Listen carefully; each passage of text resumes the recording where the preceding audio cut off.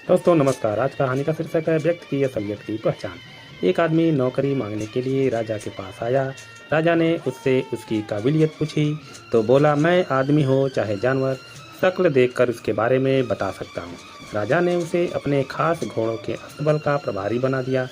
कुछ ही दिन बाद राजा ने उससे अपने सबसे महंगे और मनपसंद घोड़े के बारे में पूछा तो उसने कहा, नस्ली नहीं है। राजा को हैरानी हुई।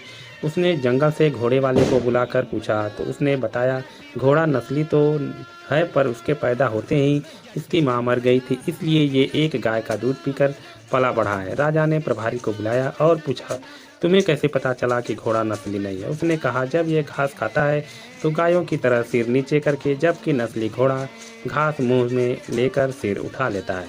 राजा उसकी काबिलियत से बहुत खुश हुआ। उसने उसके घर अनाज, घी, मुर्गे और ढेर सारी बकरियां बतौर इनाम भिजवा दिए और अब उसे रानी के महल में तैनात कर दिया। कुछ दिन बाद राजा ने उससे रानी के बारे में राय मांगी। उसने कहा, तौर तरीके तो रानी जैसे हैं लेकिन पैदाइशी नहीं है। राजा के पैरों तले जमीन खिसक गई। उसने अपनी सास को बुलाया। सास ने कहा, हकीकत यह है कि आपके पिताजी ने मेरे पति से हमारी बेटी की पैदाइश पर ही रिश्ता मांग लिया था, लेकिन हमारी बेटी 6 महीने में ही मर गई थी। लिहाजा हमने आपके राजवाड़े के करीबी रखने के लिए किसी और की बच्ची को अपनी बेटी बना लिया। राजा ने फिर अपने नौकर से पूछा, तुम्हें कैसे पता चला? कि उसने कहा, रानी साहिबा का नौकर के साथ सलूक गवारों से भी बुरा है। एक खानदानी इंसान का दूसरे से व्यवहार करने का एक तरीका होता है जो रानी साहिबा में नहीं है। राजा फिर उसकी पारखी नज़रों से खुश हुआ और फिर से बहुत सारा इनाम देने के साथ उसे अपने दरबार में तैनात कर लिया।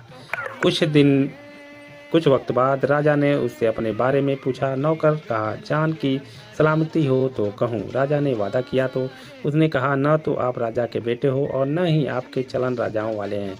राजा को बहुत गुस्सा आया, लेकिन जान की सलामती का वचन दे चुका था। राजा सीधा माँ के महल में पहुंचा। माँ ने कहा, यह सच है, तुम एक चरवाहे के बेटे हो। हमारी औलाद नहीं थी तो तुम्हें गोद लेकर पाला। राजा ने नौकर से पूछा, बताओ तुम्हें कैसे पता चला?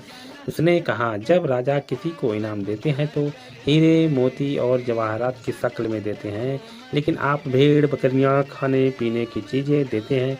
ये रवैया किसी राजा का नहीं, किसी चरवाहे के बेटे का ही हो सकता है।